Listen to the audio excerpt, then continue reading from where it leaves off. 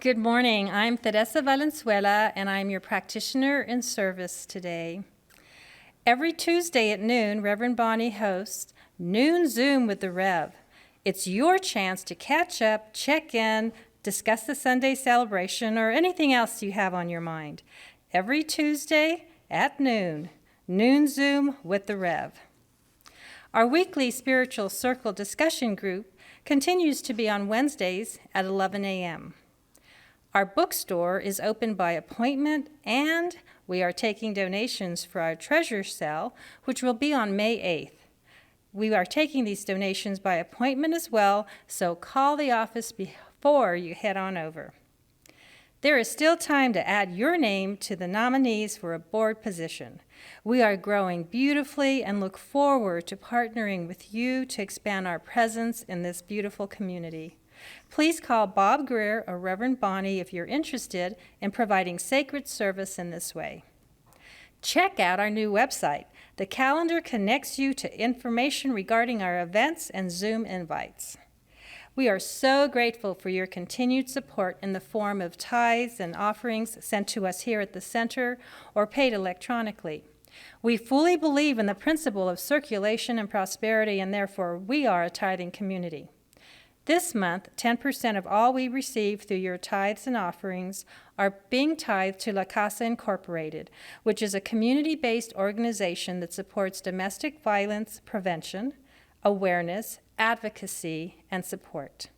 Fun fact, La Casa Incorporated was founded in 1981 as a safe haven for women impacted by domestic violence in Las Cruces.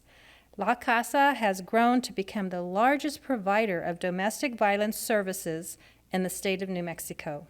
Services are provided to all persons impacted by domestic violence. As your practitioner in service today, I want to remind you that all the practitioners are available to pray with you over the phone. Call the office for our number, and we will call you back. Don't forget our prayer request button on our website, so you can still send us your prayer requests. The confidential request goes directly to a practitioner, and we are still praying with you from our homes as we Zoom together at our usual time on Tuesday afternoons. Now it is time for song, silence, and prayer. In this moment, I am calm. Calm is this moment. Calm, calm, calm. This moment is what I am. In this moment, I am one. One is this moment. One, one, one. This moment is what I am. In this moment, I am still. Still is this moment. Still, still, still. This moment is what I am.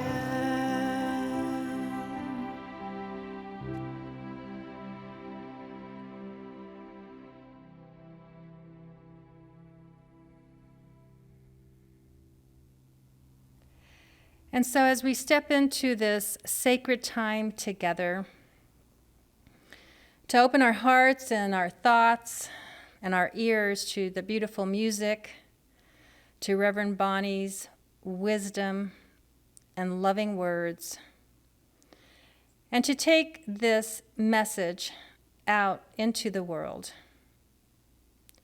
We are blessed to have this CSL community that comes together each week to continue to provide support, direction, guidance, knowing and reminding ourselves of the one that we are, that I am, blessed in so many ways, regardless of the appearances outside of ourselves.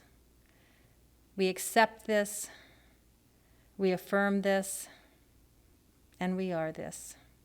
Thank you, thank you, thank you. And so it is. Today's reading is from the Science of Mind text, page 363.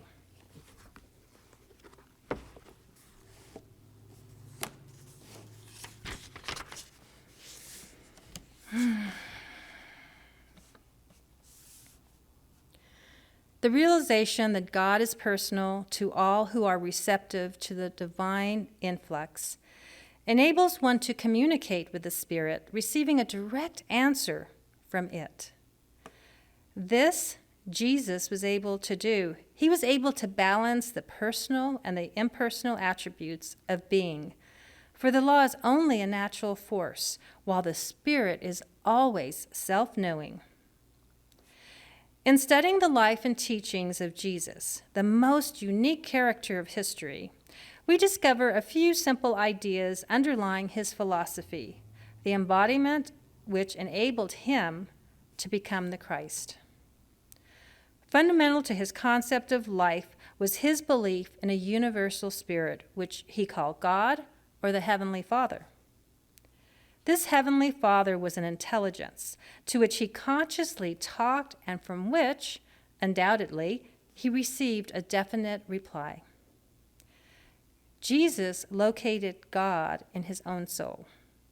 So complete was this realization that he was unable to find a place where the being of Jesus began and the being of God left off, or where the being of God began and Jesus ceased to be. This Jesus discovered and taught, that whatever is true of man, of the reality of his nature, is the divine presence within him. Coupled with this dynamic realization, with this enlightening concept of the deity, of placing God at the center of his own being, was the realization of an absolute law, obeying his will, when this will was in harmony with the spirit of truth. This concept of God and man and the relationship between them places the philosophy of Jesus in a different category from that of other teachers. Christ is the image of God, the likeness of the Father, the Son of the universe, the man that Spirit conceives. Christ is not limited to any person, nor does he appear to only be one age. He is as eternal as God. He is God's idea of himself, his own self-knowingness. For Christ to be found in us is to put off the old man with all his mistakes and doubts and put on the new man, who is always certain that he is beloved of the Father. The Christ always comes with power and might, awakened by the still, small voice of truth. And so it is.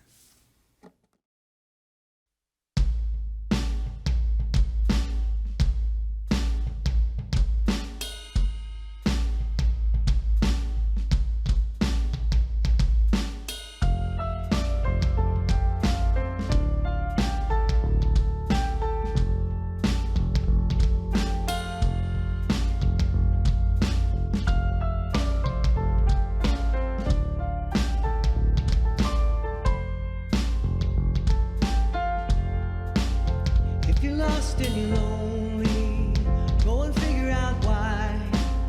Take a trip to your dark side.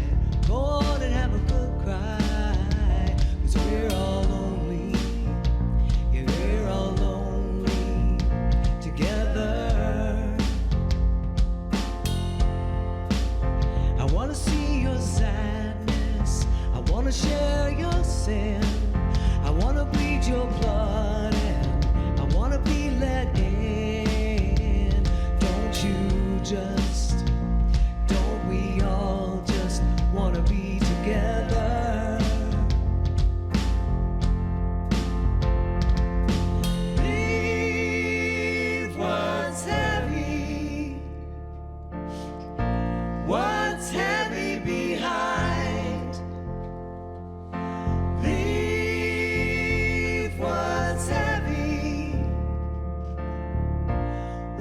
what's heavy behind.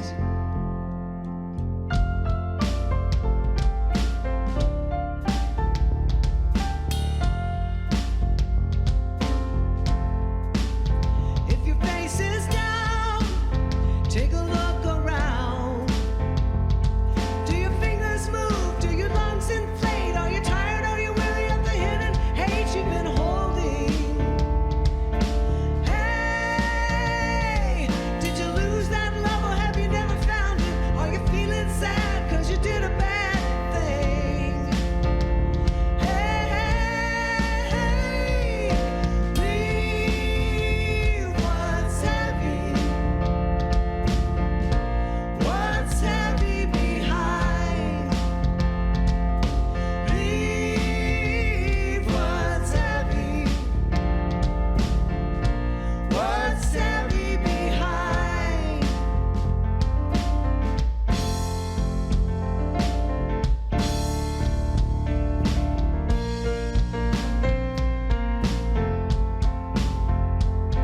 Are you feeling fearful, brother? Are you feeling fearful, sister? The only way to lose that fearful feeling, replace it with love that's healing.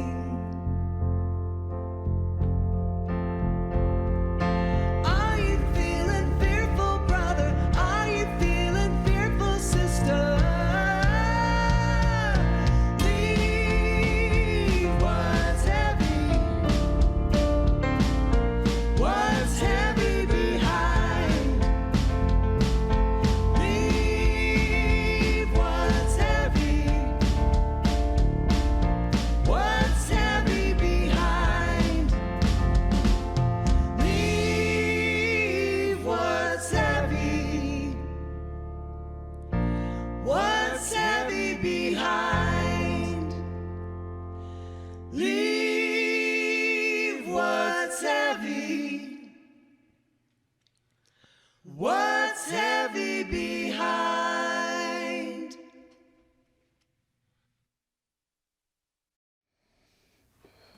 Good morning. Thank you for joining us this morning here at the Center for Spiritual Living in the heart of Las Cruces. I'm Reverend Bonnie, the community spiritual leader here. And it is always my pleasure to speak with you and to be a part of your Sunday morning. So this has been another week in which we've grieved an unexpected loss. Our dear friend and member of our board and part of our congregation, obviously, Faith Brown, passed away last Saturday night. And so not only was she a member of this congregation and a part of our community, but she was my neighbor. And she was someone who would call up and say, I've got some extra chili. Do you want some chili for dinner? I am so going to miss her. And I spent time with her celebrating different holidays, and we had lots of movie nights. And it's the celebration that I know Faith wants us to bring forward. She left Kay, her partner of about 28 years, a folder on her computer with directions should she happen to pass away before Kay did. And in there she made it very clear. She wanted us to celebrate her life and not spend too much time grieving her loss. And I know we have others in our community that people have said to me, when can we celebrate? We want to celebrate their lives. So I promise you, when we can gather again safely, we will take the time to celebrate the lives of all of those from our community that we are missing and that have moved on during this last year. Faith's passing in the midst of this topic of stepping into the unknown shed a new light on this idea of the unknown for me. When I spoke a couple weeks ago, I was looking at the unknown as those big decisions that we make in life. I mentioned things like taking a job interview and possibly moving into a new job, starting at a new school, possibly even deciding to join a relationship, get married, moving somewhere else. All of those big life decisions. And yet I realized that the unknown is also as simple as responding to a phone call for support that a friend is asking for, or help in a moment when To respond in the way that we would naturally for our friends takes us down a road that we have no idea where we are going to go and how it's going to impact our lives with a life-changing event. I realized then that every moment of every day, life's trajectory can take an unknown turn. Even something as simple as reading a book or watching a movie can move us into an unknown space where we have different information, we're responding differently to the world. We might have a new viewpoint or be inspired to move in a different direction. So we are continually and always becoming aware of what's unknown as we step into it. Even though we like to think that we know how life is going to unfold, we like to think we know what to expect, each moment is really a movement into the unknown.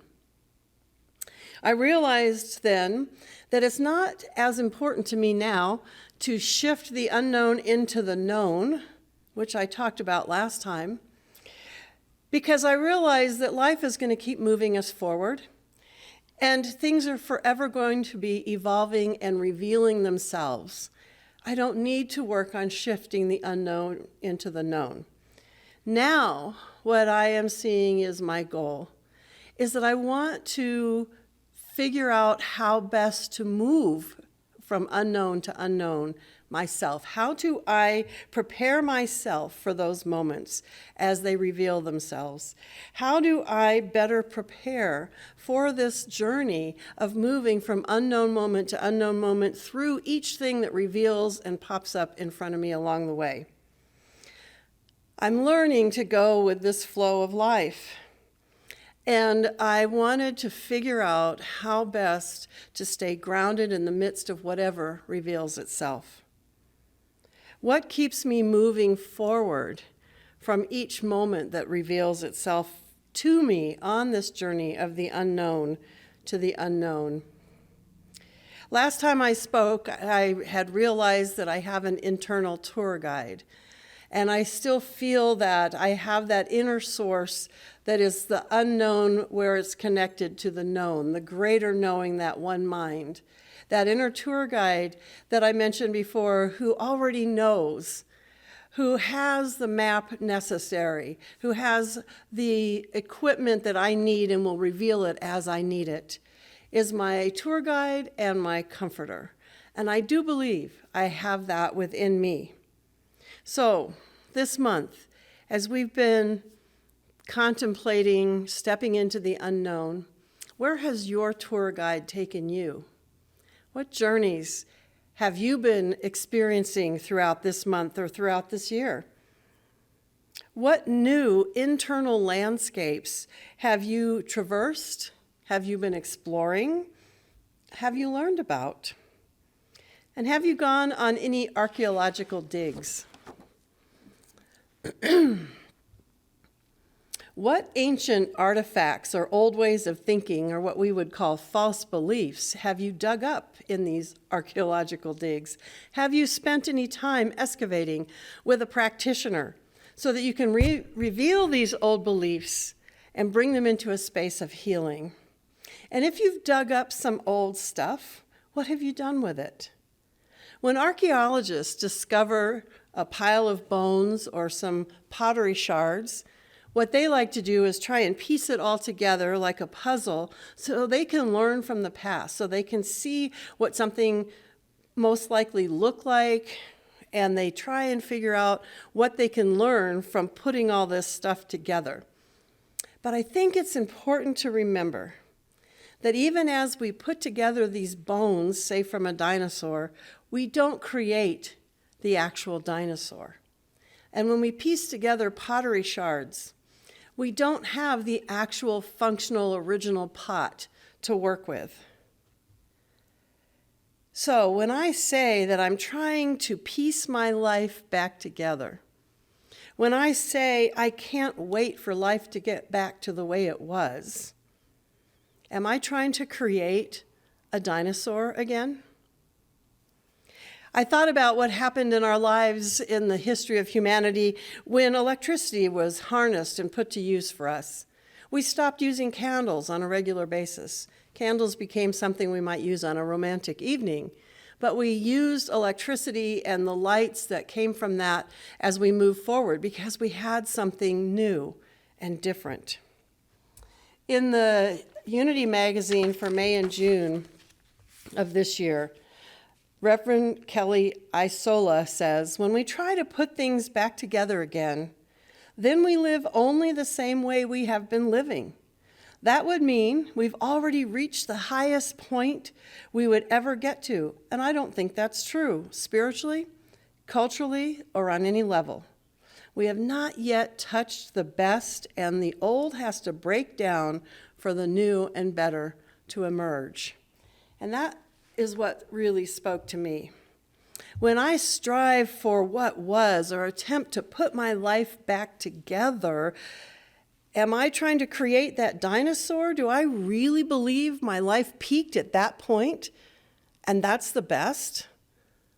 I don't. I believe that I continue to evolve to a higher and better space. Ernest Holmes said in the Science of Mind text on page 387, "The spiral of life is upward. Evolution carries us forward and not backward."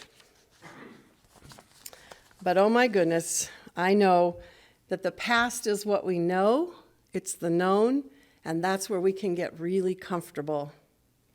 To move forward means we need to step into the unknown. So that brings me back to that question of how do I learn from the past without recreating dinosaurs? And how do I transform and heal the old so that I have a new, usable, fully formed vessel? Well, as the universe does, whenever I spend time in contemplation on any topic, things start to pop up and show up that I need to learn from. That gave me greater awareness on this question of how do I best prepare myself to step into the unknown in each moment of each day. And it dawned on me that when we ask a question, when we start to research something, right there we're stepping into the unknown because we wouldn't be asking the question if we already knew the answer.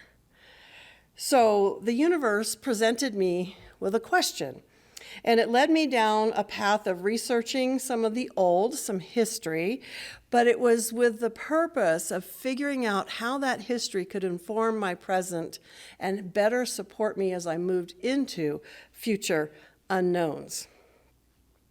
In our Roots class, we are reading Thomas Troward, the Edinburgh and Doré Lectures on Mental Science. Thomas Troward is someone that Ernest Holmes studied and lectured on in his early days. And as I was reading this, there was a sentence in here that started me down this path, actually a few sentences, but one in particular. "The universal reign of law is a magnificent truth. It is one of the two great pillars of the universe symbolized by the two pillars that stood at the entrance of Solomon's temple.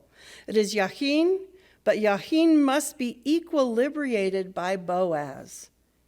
That question, what in the world did that mean? That started my mind thinking. Further on he says, "When we once realize that the universal life and the universal law are one with universal personalness, then we have established the pillar Boaz as the needed complement to Yahin, and when we find the common point in which these two unite, we have raised the royal arch through which we may triumphantly enter the temple."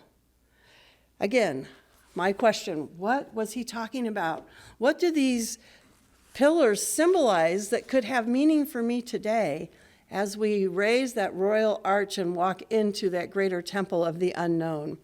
So I did some research. I found an article called "The Esoteric Meaning of the Twin Pillars, Boaz," and they wrote it a little differently than he spelled it here, and they said to say Yakayan. This article is by Robert Palazzo.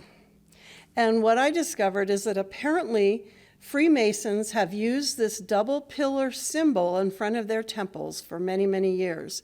In fact, there was one researcher who thought it's possible Solomon himself knew the symbolism of the Freemasons and put those twin pillars in front of the temple because of that. There's a little question as to which came first, Solomon's or the Freemasons. But anyway, the symbolism behind these pillars is that they were made of either bronze or brass, which is a metal which comes together from the combination of two other metals. The sun metal being copper, the moon metal being that of either tin or zinc. And the mixture of the sun and moon expresses harmony and balance. And passing through these pillars represents a chance for a new beginning.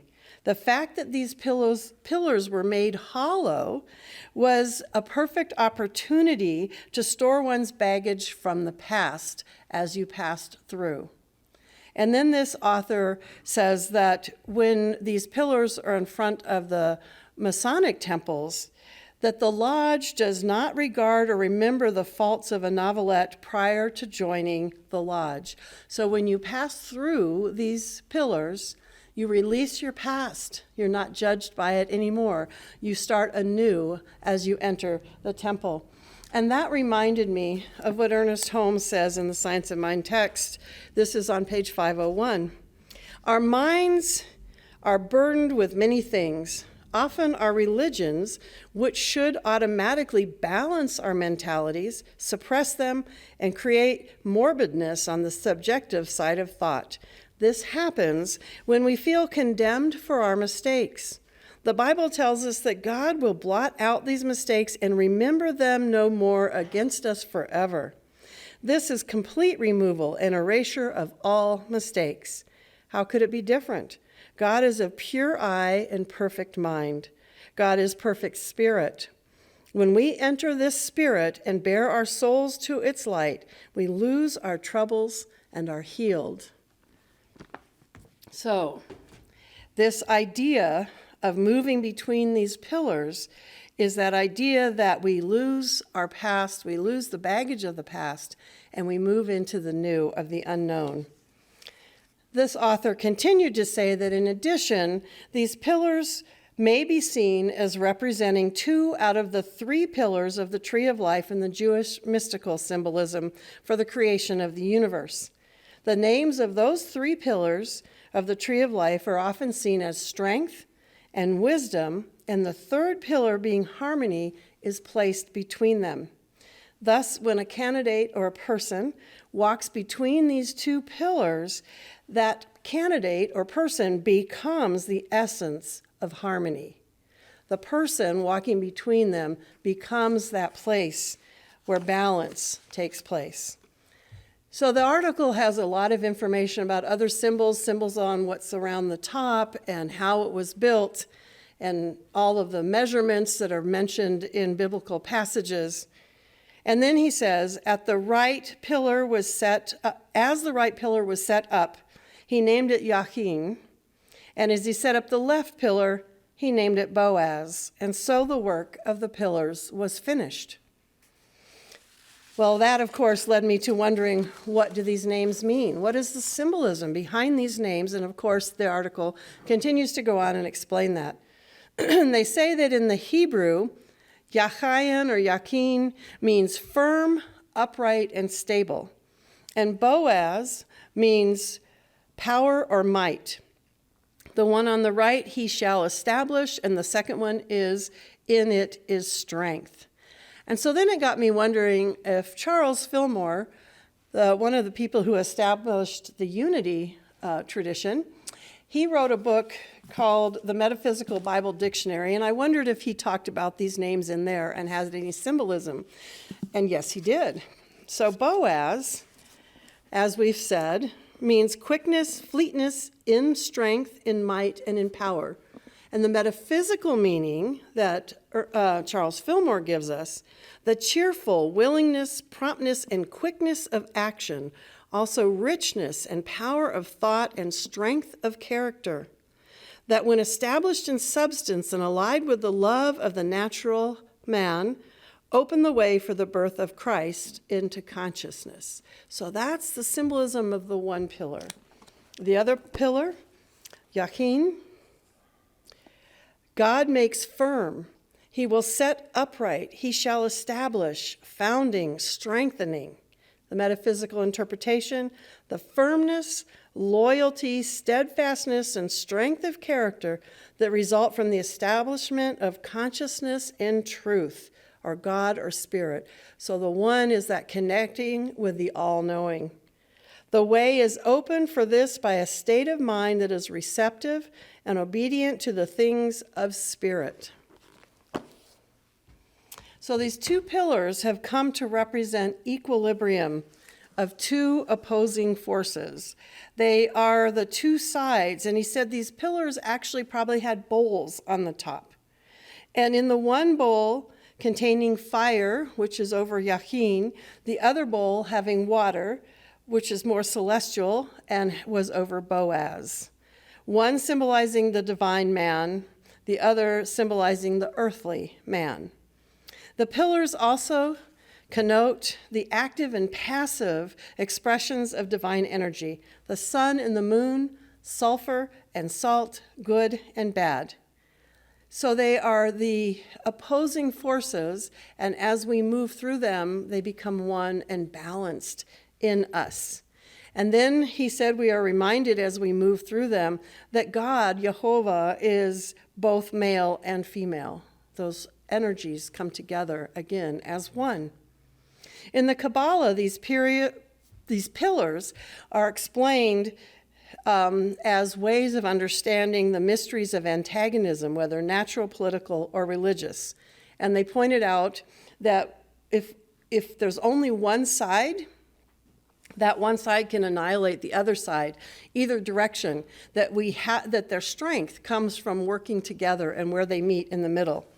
He said, spiritual power is weakened when it attempts to usurp the temporal, and temporal becomes victim if it encroaches on the spiritual. So the importance is that coming together and where they meet in the middle. In the splendor of mental and spiritual illumination, then, the high priest stood between these two pillars as a mute witness to the perfect virtue of equilibrium, the hypothetical point equidistant from all extremes. The simple fact, then, of standing between them or passing through them symbolically represents transformation and initiation. He concludes by saying, in closing, these two pillars, therefore, stand for the great spiritual principles that are the basis of all life, or Yachin, typifying the unity resulting from being, and on the left, Boaz, typifying the unity resulting from love, or the love of humanity. In other places where I was reading about the meaning of this, they pointed out that there's no beam across the top. These are two freestanding pillars. So they're not supporting anything up here. They're open at the top, which is what Ernest Holmes always talked about, the importance of being open at the top. And that the place of balance is not a beam up here. The place of balance is in the human as they stand between them or as they move through them. So as I read all this, I just got more and more excited about what this means for how to gird myself, how to better ready myself as I move forward into the unknown.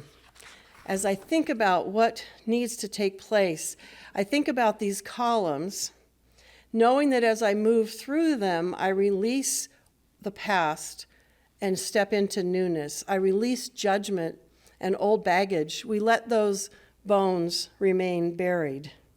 Ernest Holmes says, principle is not bound by precedent. And again, the pillars represent principle, spiritual principle, the principle of love for humanity.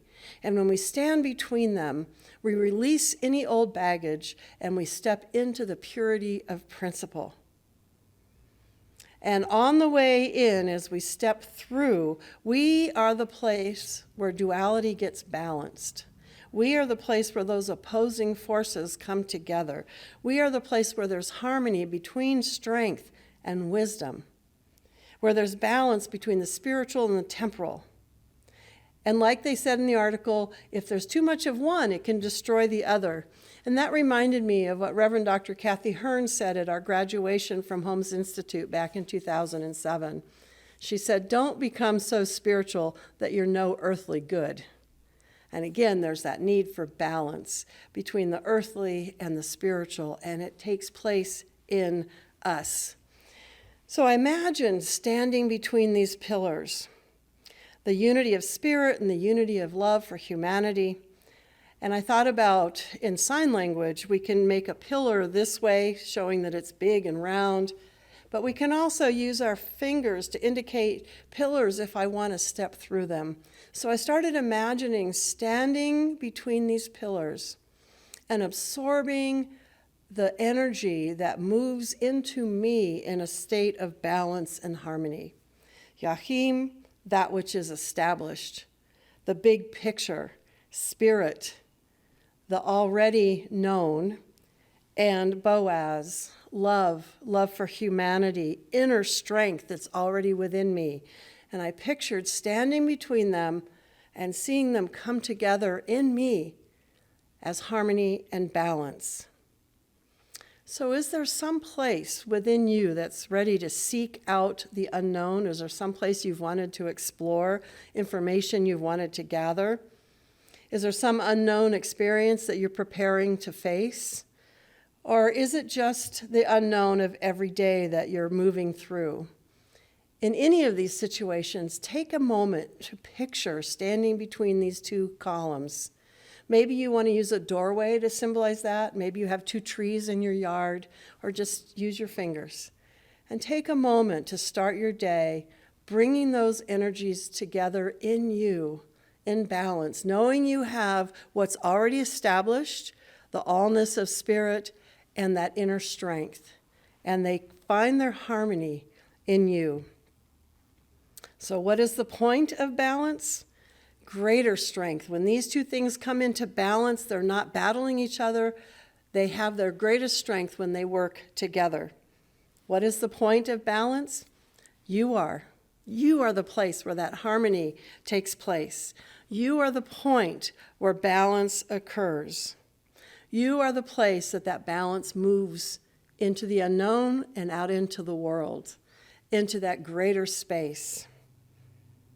You have within you strength and wisdom, and they are in you in the form of harmony.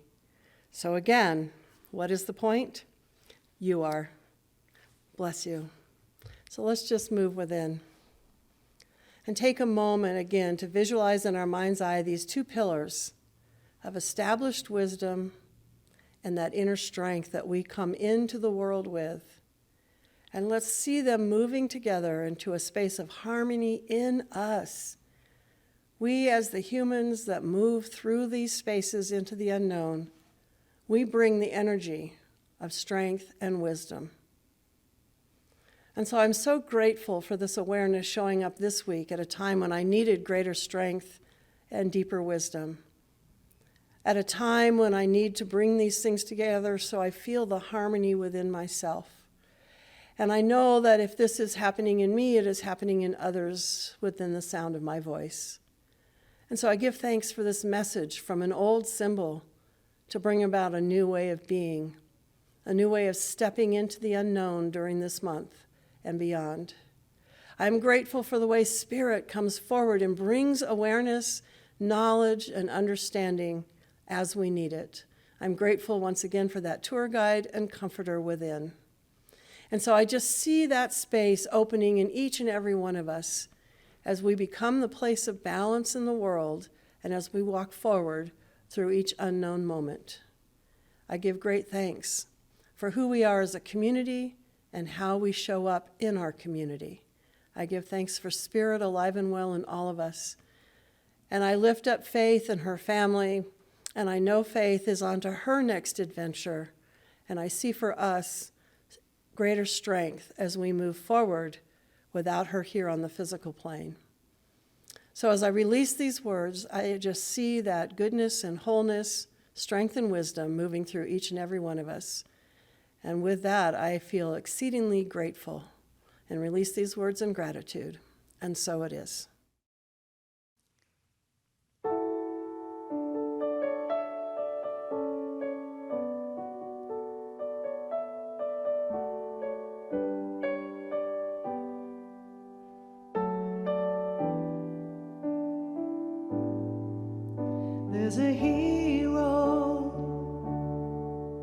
If you look inside your heart, you don't have to be afraid of what you are. There's an answer if you reach into your soul, and the sorrow that you know will melt away. Then a hero comes along with the strength to carry on, and you cast your fears aside, 'cause you know you will survive. When you feel like hope is gone, look inside you and be strong, and you'll see the simple truth that a hero lies in you.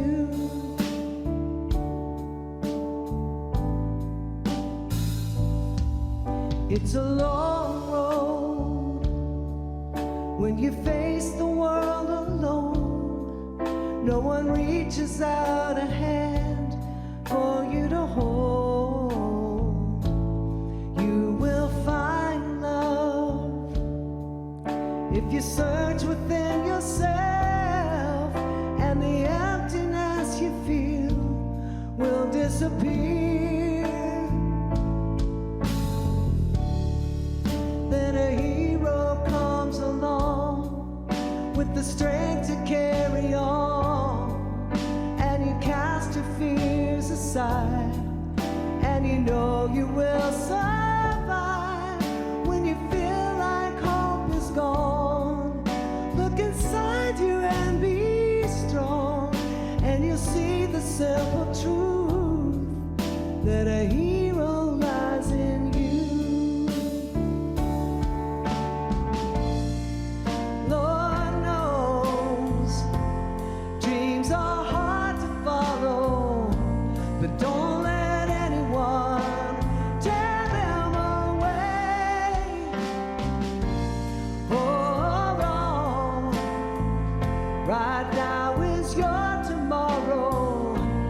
You are the light, you are the way.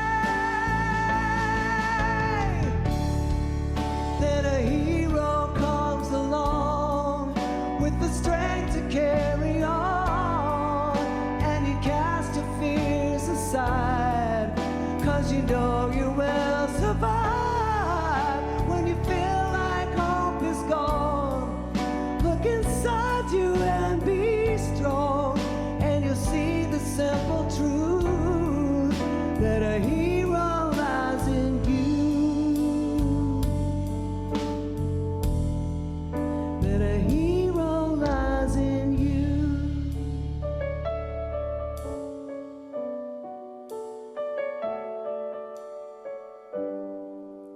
Yes, a hero lies in you.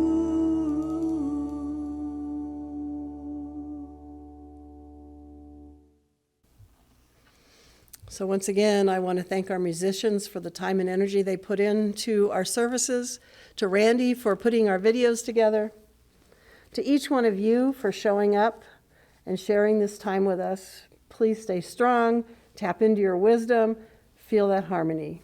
I love you all. So it is.